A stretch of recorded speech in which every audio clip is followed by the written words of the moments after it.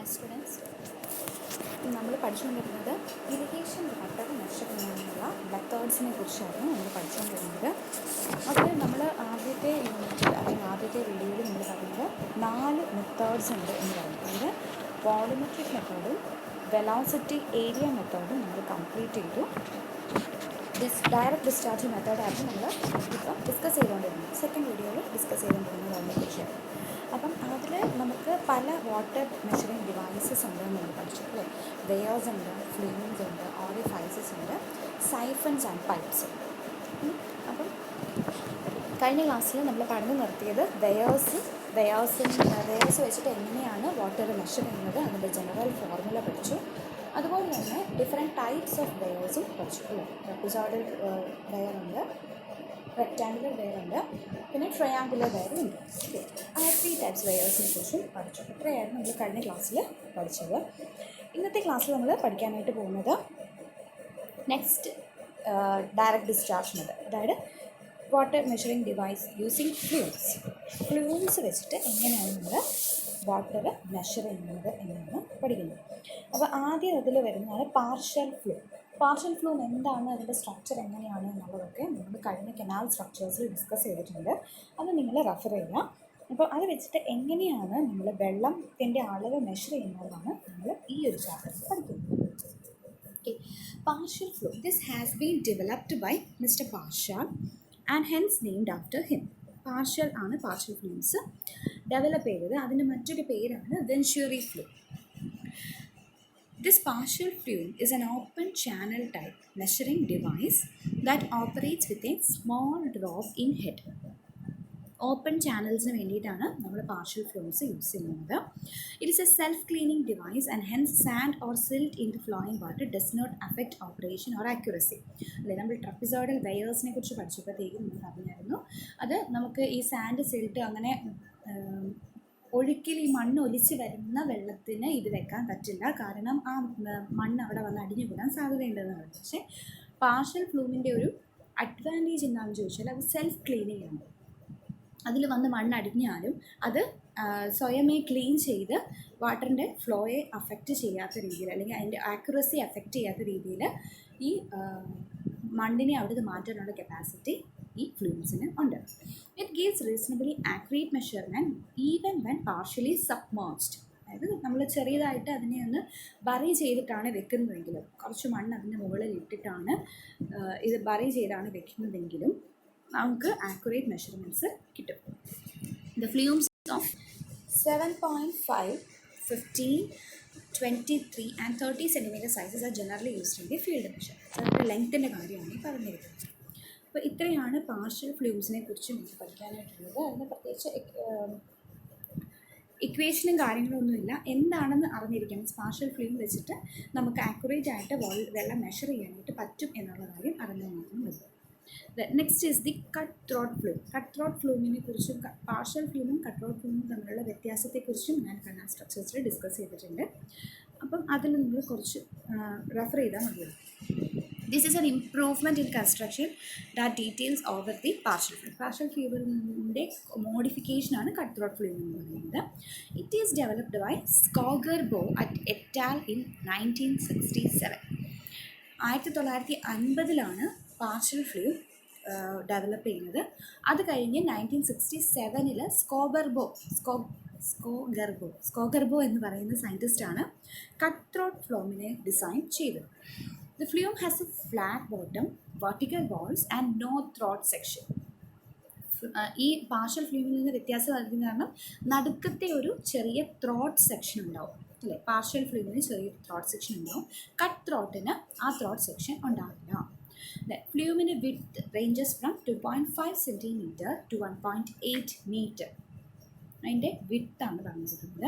The cut throat flume may be used either in free flow or in submerged flow condition. രണ്ട് രീതിയിൽ നമുക്ക് ഉപയോഗിക്കാം. Free flow കണ്ടീഷനിൽ ഉപയോഗിക്കാം, അതുപോലെ സബ്മേർജ്ഡ് ആയിട്ടും ഉപയോഗിക്കാം. It should be installed in a straight section of the channel and not near gate because of the unstable and surging effects which might result from the gate operation.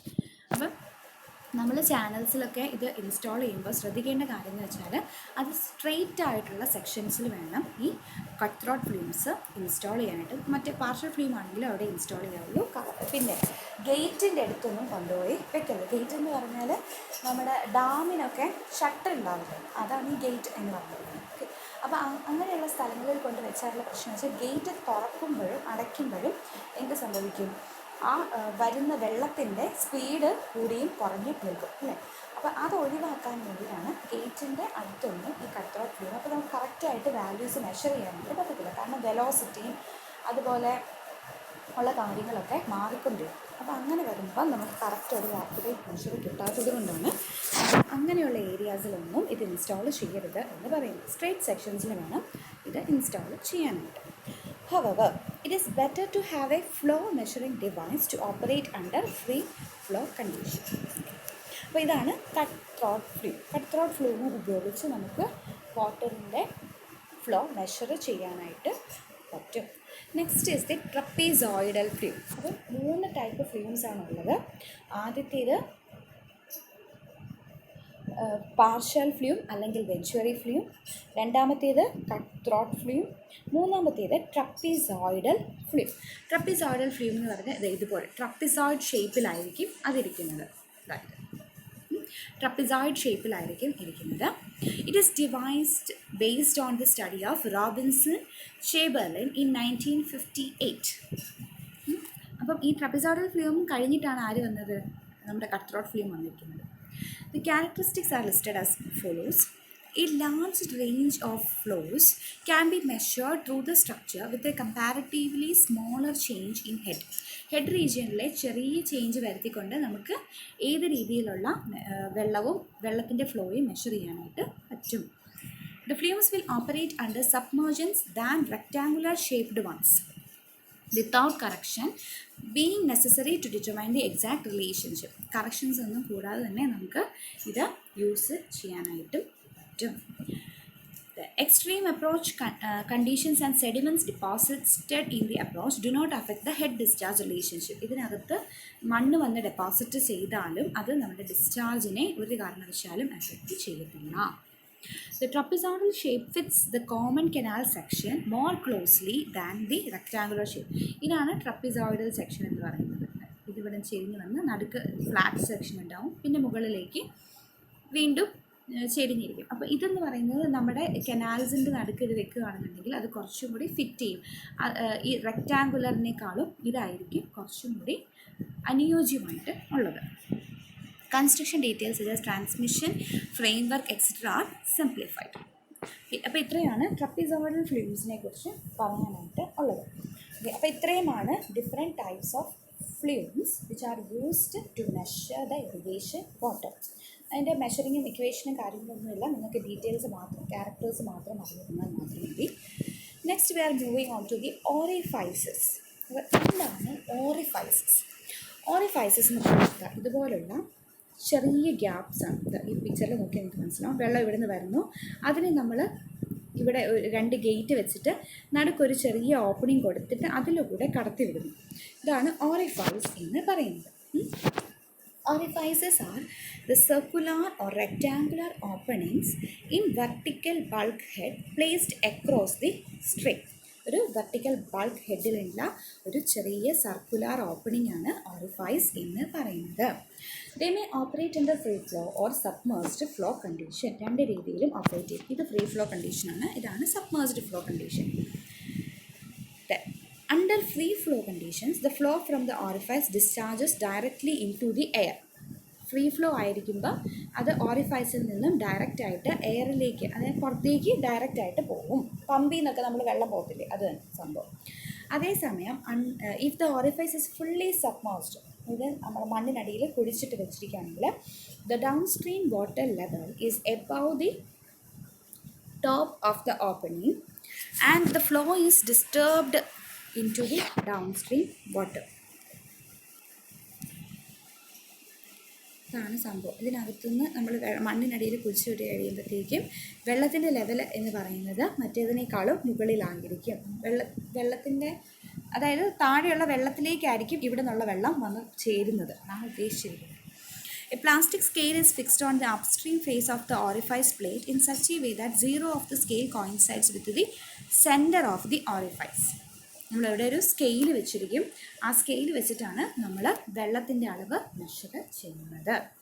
Okay, ഇതാണ് ഓറിഫൈസസിനെ കുറിച്ച് പറയാനുള്ളത്. ഇനി ഡിസ്ചാർജിൻ്റെ formula, നമ്മൾ ഓറിഫൈസിലൂടെയുള്ള discharge formula എങ്ങനെയാണ് കണ്ടുപിടിക്കുന്നതെന്ന് വെച്ചാൽ, discharge Q is equal to 0.61 into 10 raised to minus 3 into A into root 2 GH, where Q is the discharge in liters per second, A is the area of cross section of the orifice in centimeter square.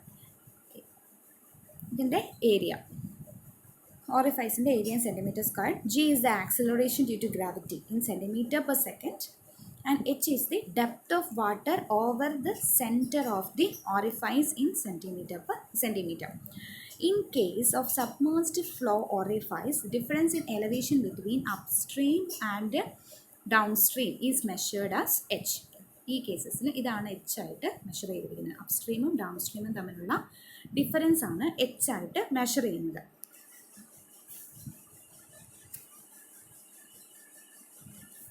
അപ്പോൾ ഇതാണ് ഓറിഫൈസസ് വെച്ചിട്ട് നമ്മൾ water measure ചെയ്യുന്നത്, ഇതിൻ്റെ formula. പിന്നെ എന്താണ് orifice, അതിൻ്റെ characters, കാര്യങ്ങളെല്ലാമാണ് ഇവിടെ ഡിസ്കസ് ചെയ്തിരിക്കുന്നത്. നെക്സ്റ്റ് നമ്മൾ പൈപ്പ്സിനെ കുറിച്ചാണ് പഠിക്കുന്നത്. പൈപ്പ് നമുക്ക് വളരെ കോമൺ ആയിട്ടുള്ള ഒരു സാധനമാണ് അല്ലേ. നമുക്ക് വെള്ളം പോകണം എന്നുണ്ടെങ്കിൽ നമ്മളെപ്പോഴും പൈപ്പ്സാണ് കൂടുതലായിട്ടും യൂസ് ചെയ്യുന്നത്.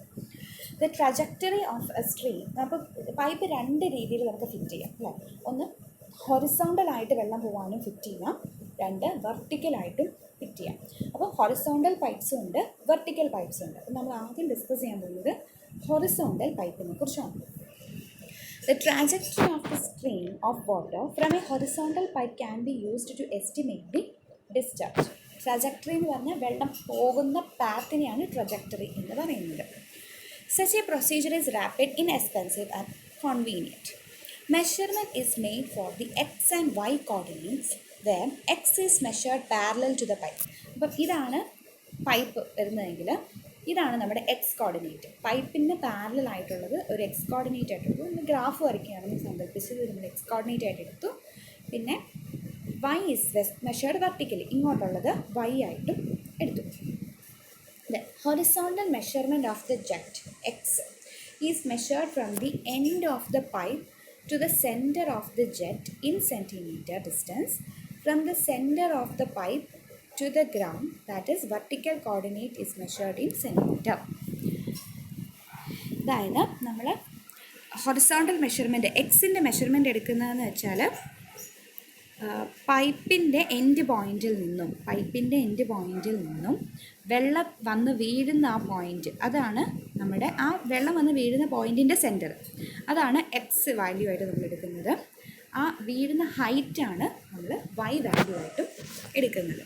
Okay, the discharge formula is obtained by combining 3 equations. 3 equations combine ചെയ്തിട്ടാണ് നമ്മൾ ഡിസ്ചാർജ് ഫോർമുല കാൽക്കുലേറ്റ് ചെയ്യുന്നത്.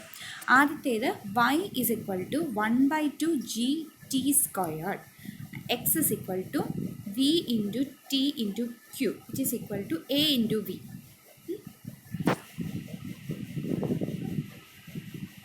A into v, where g is the acceleration due to gravity and t is the time taken. A is the cross-sectional area of water at the end of pipe in centimeter square. ഈ പൈപ്പിൻ്റെ cross sectional area ആണ് A എന്ന് പറയുന്നത്. Then V is equal to X root G divided by root 2y and Q. Discharge എന്ന് പറയുന്നത് C into A into root G divided by root 2y. Q നിങ്ങൾ പഠിച്ചു വെച്ചേക്കുക. ഈ ഡിസ്ചാർജ് ഇതിൻ്റെ വാല്യൂ നിങ്ങൾ പഠിച്ചു വെച്ചിരിക്കുക. അപ്പോൾ ഇതാണ് ഹൊറിസോണ്ടൽ പൈപ്പിലൂടെയുള്ള വാട്ടറിൻ്റെ അളവ് മെഷർ ചെയ്യുന്നത് ഇങ്ങനെയാണ്. ഡിസ്ചാർജ് ഫ്ലോ റേറ്റ്, അതായത് ഒരു സെക്കൻഡിൽ എത്ര ലിറ്റർ വെള്ളം പുറത്തേക്ക് വരുന്നുണ്ട് എന്ന് മെഷർ ചെയ്യുന്നതാണ് ഈ formula, C A into root G divided by root 2y. Next ഇപ്പോൾ നമ്മൾ ഇത്രയും നേരം പറഞ്ഞത് ഹൊറിസോണ്ടൽ പൈപ്പിനെ കുറിച്ചായിരുന്നു. നെക്സ്റ്റ് നമ്മൾ പറയാൻ പോകുന്നത് വെർട്ടിക്കൽ പൈപ്പ്സിനെ കുറിച്ചാണ്. വെർട്ടിക്കൽ പൈപ്പിനെ കുറിച്ച് പറയുമ്പോൾ when water flows vertically out of an open pipe the height to which it will rise above the pipe is proportional to the flow. ഇതാണ് സംഭവം ഉണ്ടോ. ഇതാണ് ഡിസ്ചാർജ് ഹൈറ്റ് എന്ന് പറയുന്നത്. അപ്പോൾ നമ്മൾ വെള്ളം ഒരു വെർട്ടിക്കൽ പൈപ്പ് എടുത്തിട്ട് അതിനകത്തൂടെ നമ്മൾ വെള്ളം ചീറ്റിക്കുകയാണ് എന്ന് വിചാരിക്കാം. അപ്പോൾ ആ വെള്ളം പൊങ്ങി ചീറ്റുമല്ലോ, ആ ചീറ്റുന്ന ആ ഹൈറ്റ് എന്ന് പറയുന്നതാണ് ഡിസ്ചാർജ് ഫ്ലോയോട് പ്രൊപ്പോർഷണൽ ആയിരിക്കും. വെള്ളത്തിൻ്റെ ഫ്ലോയോട് പ്രൊപ്പോർഷണൽ ആയിരിക്കും അതിൻ്റെ ഹൈറ്റ് എന്ന് പറയുന്നത്. Lawrence and Braunworth made careful measurements and found that the height of the jet was less than 0.37 dp, where dp is the inside diameter of the pipe. Then flow is subcritical. അതായത് ഈ പൊങ്ങുന്ന height എന്ന് പറയുന്നത് discharge പൈപ്പിൻ്റെ diameter, inside ഡയമീറ്ററിൻ്റെ 0.37 വരുന്നുള്ളൂ എങ്കിൽ, less than 0.37 ആണ് എന്നുണ്ടെങ്കിൽ അത് സബ് ക്രിട്ടിക്കലായിരിക്കും. അതായത് വലിയ ഫ്ലോ ഒന്നും ഉണ്ടാവില്ല. അതേസമയം അത് 1.4 dp എക്സീഡ് ചെയ്യുന്നുണ്ടെങ്കിൽ സൂപ്പർ ക്രിട്ടിക്കൽ ഫ്ലോ ആയിരിക്കും, നല്ല ഹൈറ്റിലായിരിക്കും അത് പൊങ്ങുന്നത്. അതാണ് ഫ്ലോ. അങ്ങനെ നമുക്ക് ഫ്ലോ മനസ്സിലാക്കാനായിട്ട് പറ്റും. അതായത് എത്രത്തോളം വെള്ളം പുറത്തേക്ക് പോകുന്നു എന്നുള്ളതിൻ്റെ ഒരു പ്രൊപ്പോർഷണൽ ആസ്പെക്റ്റ് നമുക്ക് മനസ്സിലാക്കാനായിട്ട് പറ്റും വെർട്ടിക്കൽ പൈപ്പിൽ നിന്നുള്ളത്. ഓക്കെ, അതാണ് പൈപ്പ്സിനെ കുറിച്ച്. ഇപ്പോൾ 2 തരം പൈപ്പുണ്ട്, ഹൊറിസോണ്ടൽ പൈപ്പും ഉണ്ട്, വെർട്ടിക്കൽ പൈപ്പും ഉണ്ട് എന്ന് അറിയാം. Okay, next is the siphon എന്ന് പറഞ്ഞാൽ എന്താണെന്ന് ചോദിച്ചാൽ ഈ കാണുന്ന പൈപ്പ്സിനെയാണ് സൈഫൺസ് എന്ന് പറയുന്നത്. Okay. It is provided to deliver water from ditch furrow of the check dam. നമ്മുടെ മേജർ സ്ട്രീമിൽ നിന്നും ചെറിയൊരു സൈഫൺ ഇട്ട് നമ്മൾ ഫറോസിലോട്ട് വെള്ളം കൊടുക്കുകയാണ്. അതാണ് സൈഫൺസ് എന്ന് പറയുന്നത്. The rate of flow of water delivered by the siphon is measured by knowing the cross section and the head. ഈ പൈപ്പിൻ്റെ ക്രോസ് സെക്ഷനും അതിൻ്റെ ഹെഡും വെച്ചിട്ടാണ് നമ്മൾ എന്ത് മെഷർ ചെയ്യുന്നത്, റേറ്റ് ഓഫ് ഫ്ലോ മെഷർ ചെയ്യുന്നത്. It is equal to 0.65 into 10 raised to minus 3 into a raised to a squared minus root gh, where a is the cross section in centimeter squared, g is the accelerator due to gravity, and h is the head causing the flow in centimeters. ഇപ്പോൾ ഇതാണ് equation എന്ന് പറയുന്നത്. 0.65 into 10 raised to minus 3 a squared minus root gh.